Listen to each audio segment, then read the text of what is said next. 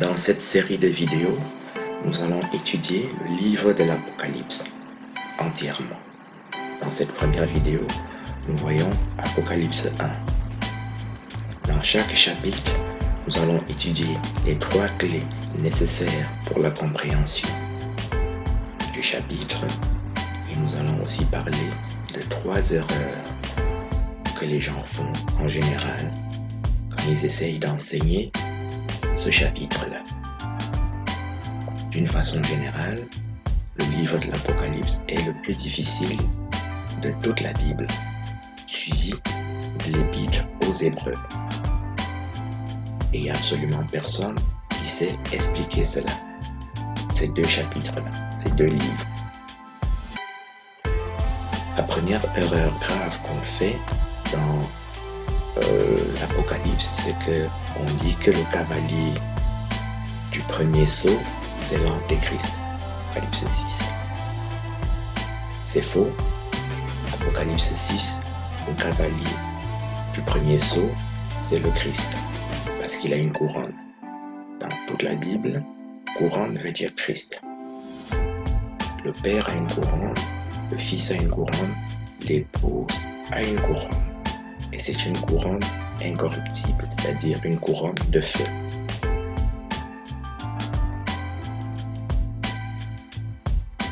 Deuxième erreur grave qui est faite, Apocalypse 9, on confond Abaddon, Apollyon à l'Antéchrist, à un cyborg ou à un démon. Mais c'est totalement faux et c'est une erreur doctrinale très grave car Abaddon, Apollyon, qui est dans l'ange de l'abîme, c'est le Christ. Parce qu'il a une cuirasse de feu. Cuirasse, c'est Christ. Bouclier, c'est Christ. Et qu'il crache du feu. Cracher du feu, c'est un attribut propre à Christ. Et à son épouse. Et à ses anges. Psaume 18, on nous montre Christ. Il était monté sur un chérubin et il crachait un feu dévorant sortait de sa bouche. Psaume 18. Apocalypse 9 donc, de quoi nous parlons ici, ce sont des anges qui crachent du feu. On dit du feu, du soufre et du hyacinthe.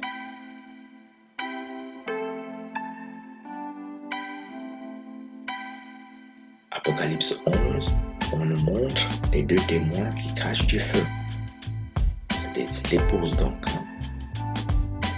2 épouses. 2 témoins, c'est Jérusalem et les nations. 2 épouses de Christ, qui sont les 2 filles de Lot. Montagne, c'est Christ. 3e erreur grave qui est faite en général dans l'Apocalypse, on dit que l'Antéchrist, quand il viendra, il fera ceci ou fera cela. Mais l'Antéchrist est déjà là. 1 Jean 2 dit, voici il y a maintenant plusieurs antéchrists. Et l'apôtre Jean qui a écrit les épîtres de Jean, c'était il y a 2000 ans passé, plus de 2000 ans. Il y a plus de 2000 ans, il nous explique qu'il y a plusieurs antéchrists. Comment maintenant, vous dites qu'il n'y a pas d'antéchrist? Il y en a plusieurs aujourd'hui. La définition de l'antéchrist est extrêmement simple. On la trouve dans Jean 10. On dit le voleur vient pour égorger et détruire. C'est ça. Un voleur, c'est un antéchrist. C'est un tueur. Jean 8 dit la même chose. Le menteur est un meurtrier. Vous avez pour père le diable. Il était meurtrier dès le commencement. C'est ça la définition de l'antéchrist. Pour revenir dans 1 Jean 2, il dit aucun mensonge ne vient de la vérité. Donc mensonge veut dire antéchrist. Chaque fois que vous trouvez un mensonge, vous êtes en présence du diable en personne. Nous verrons cela en détail. Voilà donc les 3 erreurs graves.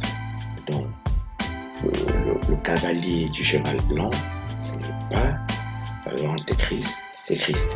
On trouve ça bien expliqué dans Apocalypse 19. On dit, je vis le ciel ouvert, voici parut un cheval blanc. Le cheval blanc, c'est donc Christ. Celui que le monde s'appelle fidèle et véritable, car il combat et juge avec justice. c'est Christ, donc, en Apocalypse 19, qui explique que cheval blanc, le cavalier, c'est Christ, donc. Et dans toute la Bible, épée, arc, c'est la même chose. Flèche, c'est la même chose. Quand on parle de flèche, on est en train de parler d'une épée, d'un glaive, d'un aiguillon, d'une faucille. Celui qui a une faucille tranchante, l'ange de la mort dans Apocalypse 14 et Apocalypse 16, c'est aussi Christ. C'est pas le diable. On dit un fils de l'homme c'est Christ. Apocalypse 14. Il avait une couronne sur la tête. Il a dans sa main une faucille tranchante. Pour moissonner, c'est Christ. Le moissonneur, c'est Christ. Donc une fois ces trois principales erreurs, on arrondit à 4, passées, on peut revenir maintenant sur Apocalypse 1. Apocalypse 1, il y a 3 choses qu'il faut connaître. On dit voici qu'il vient sur des nuées. Nuée, c'est le nom des anges. Un ange s'appelle nuée. J'ai fait une dizaine de diapositives rien que dans cette première partie pour que chacun comprenne ça. Dans Exode 13, on dit l'Éternel le jour dans une colonne de nuée, la nuit dans une colonne de feu pour les éclairer. Donc nuée, ça veut dire du feu. Et ça veut dire Christ. Donc un ange de l'Éternel, c'est le nom de Christ. Donc quand on dit vient sur des nuées, ça veut dire que c'est un chariot de feu et c'est Christ. Et le feu, c'est de l'eau, une nuée. Il faut s'habituer à ça parce que sinon on ne comprend rien dans ce qu'on appelle angéologie. Les anges, ça veut dire ça. Et l'enlèvement, ce n'est pas pendant le règne de l'Antéchrist. L'enlèvement, c'est aujourd'hui. Quand vous proclamez la parole de Dieu, vous devenez un esprit. Ça veut dire que vous n'êtes plus un homme terrestre, vous êtes un homme spirituel. Ça s'appelle l'enlèvement. Et quand vous demandez à Christ de vous montrer des choses, il vous enlève, il peut vous les montrer par une vision, il peut même vous les montrer aussi par un enlèvement. Les vérités les plus importantes, il vous enlève pour vous les montrer au ciel, comme il a enlevé Paul. Et comme il enlève chacun de ses serviteurs à qui il confie les plus grands de ses mystères. Dans Apocalypse 1, la chose la plus importante à comprendre, c'est nuée veut dire ange. Et ça veut dire feu. Dans toute l'Apocalypse, Pharaon, Nebuchadnezzar, Hérode, on ne parle jamais de leur trône, de leur couronne, ni de leur sceptre. Chaque fois que vous entendez sceptre, couronne, trône, c'est Christ. Et celui qui s'approche de Christ pour chercher la vérité devient immédiatement l'épouse. Et on parle de noces de l'agneau. Ça s'appelle aussi jugement dernier, qui est un jugement d'amour, de grâce et de miséricorde. Pour ça dans Osée, je serai ton fiancé par l'amour, par la fidélité, par la miséricorde, par la justice. Osée chapitre 2. Ton Créateur est ton nom. Isaïe 54. Et 62. Pour l'amour de Sion, l'amour de Jérusalem, la terre deviendra épouse. La terre, c'est nous. On est terre, poussière, etc. Pas par rapport à nous, par rapport à Christ. C'est Christ qui est devenu la terre pour que nous puissions devenir l'esprit. Voilà. Tout ça dans Psaume 22. Il dit, je suis comme l'eau qui s'écoule. Et un peu plus loin, il dit que ma force devient comme de l'argile. Je me réfugie à la poussière de la mort. Donc Christ était de l'eau dans le ciel. Il est devenu sur terre. Il est devenu de la terre. Donc la terre était informe et vie. C'est Christ qui est devenu de la poussière, de l'argile, de la terre. Ça s'appelle l'incarnation. On dit par son sang, il a fait de nous des rois et des prêtres. Donc les gens racontent des conneries, ils disent que le règne millénial, quand il viendra, le règne millénial c'est fini. Quand vous ouvrez votre Bible, vous êtes en train de régner pour peu que, une fois que vous avez lu, que vous mettiez en pratique la parole et que vous la prophétisiez. Ça s'appelle alors le règne millénial. On n'a pas dit il fera de nous, on a dit il a fait de nous. Il a fait de nous des rois et des prêtres. Petit 3 donc, Christ s'appelle grande fournaise. Jean dit, il était comme embrasé dans une fournaise. Et Abraham, quand il le voit dans Genèse 15, il s'écrit éternel, grande obscurité, éternelle, grande fournaise de flammes fumantes. C'est la même chose que David ouvre dans Psaume 18. Psaume 18, il était monté sur un chérubin, charbon de feu, charbon de feu, charbon de feu. Pierre vivante veut dire charbon. Donc 3 choses à retenir sur le livre. Première chose, Abaddon, Apollyon, c'est Christ. L'ange de l'abîme, c'est Christ. Le puits de l'abîme, qui est dans le lac de feu, c'est Christ. C'est un peu technique, mais nous y reviendrons dans le chapitre 9.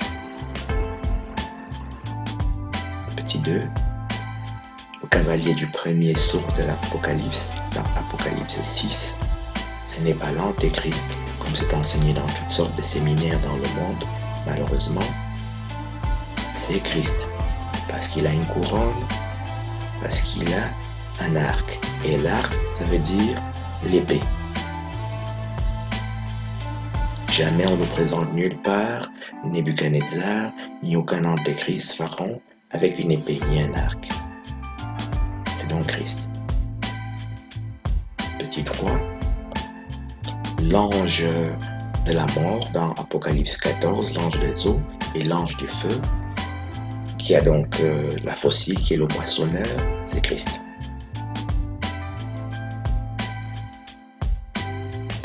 Petit 4, le millénium, ce n'est pas pendant, ce n'est pas demain, c'est maintenant. Chaque personne qui recherche la vérité avec un cœur pur et qui essaie de comprendre les choses devient christique, devient messianique. On dit qu'il a donné le règne à son épouse dans le livre des Corinthiens. C'est ça qu'on appelle régner, le règne millénial. On lit sa Bible, on recherche des vérités et on les partage sur Facebook, sur toutes sortes de réseaux sociaux qui existent aujourd'hui. Selon les prophéties de Daniel 12, qui a dit que la vérité va augmenter, la connaissance va augmenter. En proclamant cette vérité, on devient l'épouse, on devient céleste. Et Christ nous enrichit chaque jour. Il nous montre chaque jour des choses. Il ne faut pas s'enfermer dans toutes sortes de systèmes. Il faut rechercher la vérité vraiment avec un cœur pur. Et proclamer la vérité, rien que la vérité. Ce n'est que de cette façon qu'on peut croître dans la vérité. Petit 5, Babylone, ça s'appelle aussi l'Antéchrist. C'est toutes sortes de gens qui racontent des histoires qui ne sont pas vraies. Ça s'appelle mensonge, fils du diable, etc. Il faut essayer autant que possible. C'est très difficile au début, mais il faut essayer de sortir de Babylone. Spirituellement donc. Quand on est dans sa Bible, en train de proclamer Christ, on est déjà céleste, on n'est plus terrestre du tout. Petit 6, muet veut dire les anges. Nous en reparlerons dans le chapitre 2, dans la prochaine vidéo.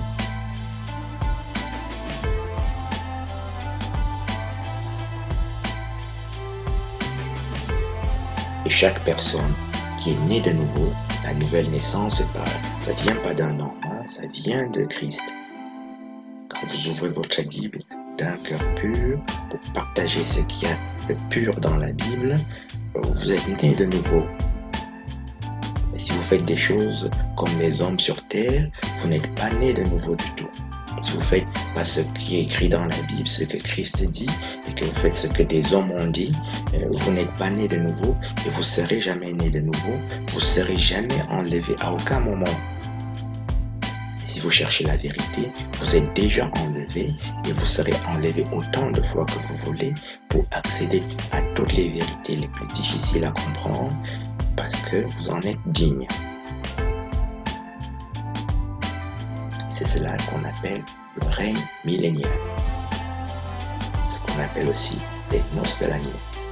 Ça peut surprendre n'importe quel Babylonien, mais ça veut dire en fait l'immortalité. Christ dit dans Jean 8, à 2 reprises, celui qui garde ma parole ne verra jamais la mort. Il se répète, ne verra jamais la mort.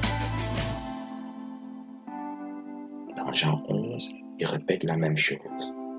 Il dit, crois-tu cela, Marthe? Marthe dit, oui, je crois, Seigneur. La foi, ce n'est donc pas ce que toutes sortes de Babyloniens enseignent. La foi, c'est de croire qu'on est devenu immortel, qu'on est céleste. Et après, Christ vous montrera ce que ça veut dire. Et vous comprendrez.